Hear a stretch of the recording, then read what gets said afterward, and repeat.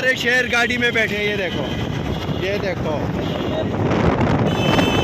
गाड़ी में बैठे मरवत साहब, और पीछे देखो, पीछे सिंध पुलिस की गाड़ियां, लेकिन शहर आगे जा रहा है। ये देखो माशाल्लाह माशाल्लाह, मरवत साहब गाड़ी में बैठी है, पीछे सिंध पुलिस की 2 गाड़ियां जो है ना वो भाग रही है पीछे।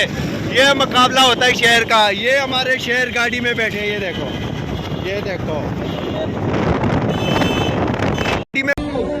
हर रोज निकलो, आंख के उठा के निकलो, ये तुम्हारी धरती है, ये तुम्हारा शहर है, किसी के बाप की जागीर नहीं है।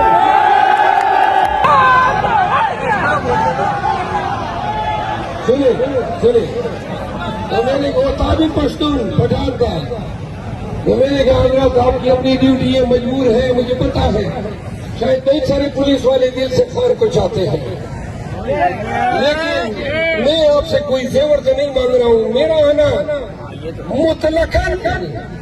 मुतलकन मैंने आना है कि मैं तो इस्लामाबाद से आया इसीलिए हूँ, और डरने वाले दिन तो हमारे उस वक्त खत्म हो गए थे जिस दिन आप लोगों ने मेरा घर गिराया था। मैं आपको बताना चाहता हूँ खान क्या कहता है। परसों जेल में जहाज में चढ़ने से कबल मैं जेल गया और खान साहब ने कहा सिंध जा रहे हो, एक ही बात बताना कि मैं कह के तक किया हूं कि पाकिस्तानियों, ये खौफ की कैफियत जो तुम्हारे दिमाग में बैठी हुई है, इसको ज़ाइल करो, इसको मिटा दो। खौफ बढ़ गया, खौफ को खत्म करें।